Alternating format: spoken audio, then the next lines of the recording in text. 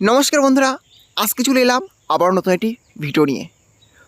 Mobile recharge নিয়ে খুশির খবর, কমতে চলেছে মোবাইল রিচার্জের খরচ।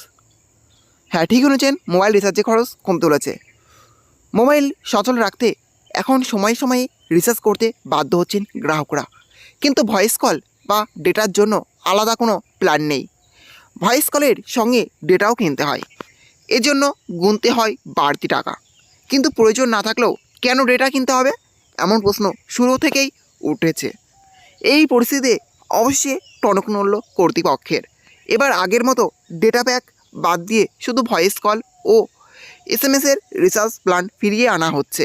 এ ব্যাপারে টেলিকম সংস্থাগুলিকে নির্দেশ দিয়েছে ট্রাই। দেশের টেলিকম নিয়ন্ত্রক সংস্থার এই নির্দেশের ফলে আগামী দিনে রিচার্জের ন্যূনতম খরচ কমবে বলেই মনে করা হচ্ছে। বহু গ্রাহক শুধুমাত্র মোবাইলে ইনকামিং চালু রাখতে রিচার্জ করেন, কিন্তু তাদেরও ইনকামিং কল চালু রাখতে নির্দিষ্ট সময় অন্তর রিচার্জের খরচ বহন করতে হয়।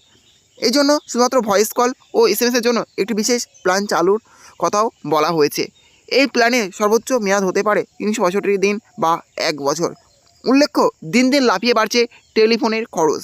গত জুলাইয়ে এক ধাক্কায় 27% পর্যন্ত মাসুল বাড়িয়েছিল টেলিকম সংস্থাগুলি। অধিকাংশ প্ল্যানে এক মাসের ন্যূনতম মোবাইল খরচ বেড়ে পৌঁছে গিয়েছে 200 টাকার আশেপাশে। আর প্রতিটি সংস্থা তাদের প্ল্যানগুলিতে ভয়েস কল ও এসএমএসের সঙ্গে জুড়ে দিয়েছে ডেটা। বাধ্য হয়ে শুধুমাত্র সিম কার্ড সচল রাখতে এই প্ল্যানেই রিচার্জ করতে বাধ্য হচ্ছেন গ্রাহকরা। এখানেই আপত্তি উঠেছিল বিভিন্ন মহল থেকে। অভিযোগ জমা পড়েছিল নিয়ন্ত্রক সংস্থা ট্রাইয়ের কাছেও, যেখানেই বলা হয় বহু প্রবীণ মানুষ ফোনে ইন্টারনেট ব্যবহার করেন না।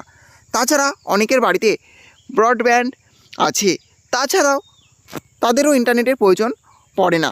তারা কেন মোবাইলে কথা বলতে বা এসএমএসের জন্য ইন্টারনেট ডেটা কিনবেন, প্রশ্ন উঠেছিল, যার পরিপ্রেক্ষিতে বাজার নিয়ন্ত্রণ সংস্থার এমন পদক্ষেপ। তাহলে বুঝতে পারছেন যে মোবাইল রিচার্জের খরচ কমতে চলেছে, অর্থাৎ সর্বনিম্ন যে 200 টাকা মোবাইল রিচার্জ খরচ সেটা কিন্তু কমতে চলেছে, এরকমই আশা করা হচ্ছে, এবং সেটা কিন্তু খুব শীঘ্রই কমতে চলেছে মোবাইল রিচার্জের খরচ।